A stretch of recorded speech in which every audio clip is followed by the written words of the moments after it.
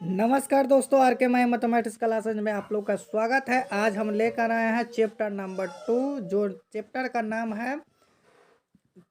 नाम है लवण, क्षार और भस्म है चैप्टर का नाम। ठीक है दोस्तों, तो दूसरे चैप्टर के लिए ऑब्जेक्टिव जो VBI हम 26 प्रश्नों को लेकर आए हैं, जो अक्सर परीक्षाओं में पूछी जाती है। अगर पहली बार आप चैनल पर बने हुए हैं, पहली बार वीडियो को देख रहे हैं, तो चैनल को सब्सक्राइब कर लीजिए, ताकि ऐसे महत्वपूर्ण प्रश्नों को देखने के लिए आप लोग के पास हम नोटिफिकेशन ऑन कर लीजिएगा, ताकि आपके पास पहुंचते रहे। ठीक है दोस्तों, तो चलिए क्वेश्चन नंबर 1 की ओर हम लोग चलते हैं। क्वेश्चन नंबर 1 में क्या कह रहा है, एसिड शब्द का उत्पत्ति लैक्टिक शब्द है। तो एसिड शब्द का उत्पत्ति जो है आपका ऑप्शन नंबर ए में है, एसिड से हुई है। ठीक है दोस्तों, अगला प्रश्न क्या है, अलकली शब्द की उत्पत्ति अरबी के है। अलकली शब्द की उत्पत्ति अरबी के है, तो 2 का आपका राइट आंसर ए नंबर हो जाएगा, एल्कोहलिक से हुई है। ठीक है दोस्तों, चलिए आगे हम लोग देखते हैं क्वेश्चन नंबर 3। चलिए क्वेश्चन नंबर 3 आपका क्या कहता है, ऐसे पदार्थ जिसका जलीय विलयन नीले लिटमस पत्र को लाल कर देता है कहलाता है। तो नीले लिटमस पत्र को लाल कर देता है कहलाता है। 3 नंबर प्रश्नों का जवाब आपका जो है क्वेश्चन नंबर बी है, अम्ल होगा। ठीक है दोस्तों, चलिए आगे देखते हैं, ऐसे पदार्थ जिनके जलीय विलयन लाल लिटमस पत्र को नीला कर देता है। तो लाल लिटमस पत्र को नीला करता है, उसको हम लोग क्या कहते हैं, क्षारक कहते हैं। ठीक है, ऑप्शन नंबर सी आपका राइट आंसर सही हुआ। चलिए क्वेश्चन नंबर 5 आपका क्या कहता है, क्वेश्चन नंबर 5 में दिया हुआ है, यहाँ पर देखा जाए क्या कह रहा है, क्षारक फिनोल्फथैली के श्वेत रंग में परिवर्तन कर देता है। तो 5 का आपका राइट आंसर जो है बी नंबर है, गुलाबी रंग में है। ठीक है, आगे हम लोग देखते हैं H2SO4 है। H2SO4 क्या है आपका, तो H2SO4 जो है दोस्तों 6 का आपका राइट आंसर ए है, खनिज अम्ल है। चलिए आगे हम लोग देखते हैं क्वेश्चन नंबर 7 की ओर। क्वेश्चन नंबर 7 क्या कह रहा है, एसिटिक अम्ल एक है। तो एसिटिक अम्ल एक क्या है, निर्मल अम्ल है। क्या है, निर्मल अम्ल है। ठीक है, आगे देखते हैं, कॉपर सल्फेट के क्रिस्टलीय में क्रिस्टल जल के अणुओं की संख्या होती है। तो क्रिस्टलीय जल के अणुओं की संख्या कितनी होती है, 8 का आपका राइट आंसर डी नंबर है, तो 5 होती है दोस्तों। चलिए आगे हम लोग क्वेश्चन नंबर 9 को देखते हैं। क्वेश्चन नंबर 9 क्या है, सोडियम कार्बोनेट क्रिस्टलीय जल के अणुओं की संख्या रहती है। तो जल के अणुओं की संख्या रहती है 9 का आपका राइट आंसर हो जाता है 9 का आपका राइट आंसर सी नंबर है, जो 10 होता है। ठीक है, यहाँ पर देखिए अगला प्रश्न क्या कर रहा है, जिंक तनु हाइड्रोक्लोरिक अम्ल से अभिक्रिया कर एक गैस देता है जो है आपका राइट आंसर ए है, H2 है। ठीक है दोस्तों, आगे हम लोग देखते हैं क्वेश्चन नंबर 11 में। क्वेश्चन नंबर 11 क्या कह रहा है, जिंक तनु NaOH से अभिक्रिया कर देता है। जिंक तनु जो है NaOH से अभिक्रिया कर क्या देता है, तो 11 का आपका राइट आंसर सी है, H2 गैस देता है। ठीक है, आगे हम लोग देखते हैं, धातु के कार्बोनेट तनु खनिज अम्लों के अभिक्रिया कर एक गैस देते हैं जो है।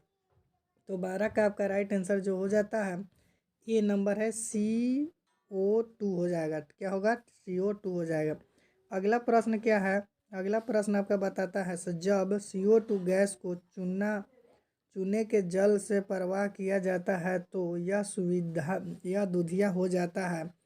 अत्यधिक करने पर यह हो जाती है। तो अत्यधिक करने पर क्या हो जाती है, 13 का आपका राइट आंसर बी नंबर है, रंगहीन हो जाएगा। ठीक है दोस्तों, चलिए अगला प्रश्न क्या कर रहा है, सोडियम कार्बोनेट के तनु HCl से अभिक्रिया कर एक गैस उत्पन्न होता है जो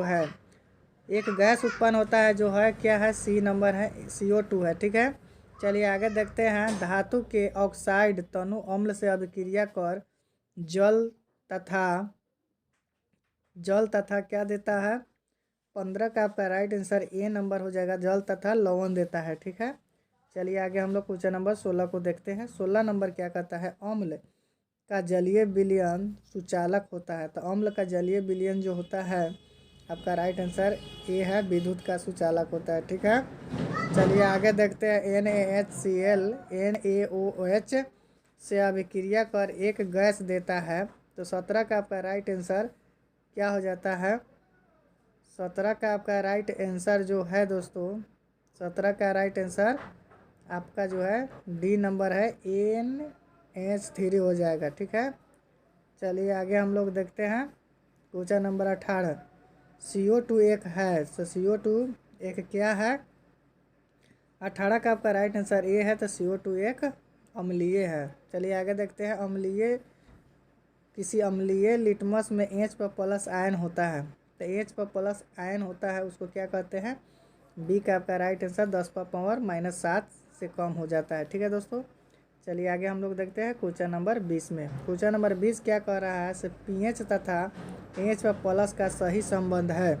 pH तथा H पर प्लस का सही संबंध है। 20 का आपका राइट आंसर जो हो जाता है बी नंबर है, pH बराबर -log+ हो जाएगा। ठीक है, चलिए आगे देखते हैं। हमारे शरीर का pH रहता है, हमारे शरीर का pH रहता है, तो 21 का आपका राइट आंसर हो जाता है ए नंबर, 7 से 7.8 के बीच होता है। ठीक है, चलिए क्वेश्चन नंबर हम लोग 22 देखते हैं। क्वेश्चन नंबर 22 में क्या कर रहा है? NaCl है, तो NaCl आपका क्या है?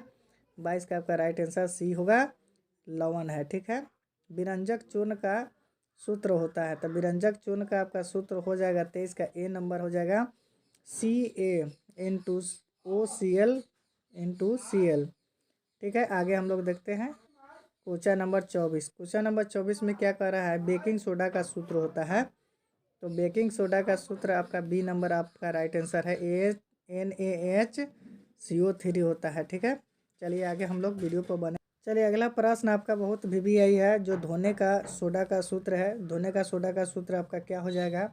ऑप्शन नंबर आपका डी नंबर हो जाएगा, Na2CO3 × 10H2O होगा। ठीक है, आगे हम लोग देखते हैं। प्लास्टर ऑफ पेरिस का सूत्र होता है, तो प्लास्टर ऑफ पेरिस का आपका सूत्र हो जाएगा ए नंबर, ऑप्शन नंबर है CaSO4 × 1/2H2O। ठीक है दोस्तों, तो ऐसे वीडियो देखने के लिए चैनल को सब्सक्राइब कर लीजिए, क्योंकि ऐसे महत्वपूर्ण प्रश्न जो आपको हज़ारों प्रश्नों में से ऐसे छांट कर प्रश्न का आपको जवाब आपके तक पहुंचाते हैं, तो निश्चित तौर पर आपको ये जो है आपके लिए काफ़ी अच्छा होगा।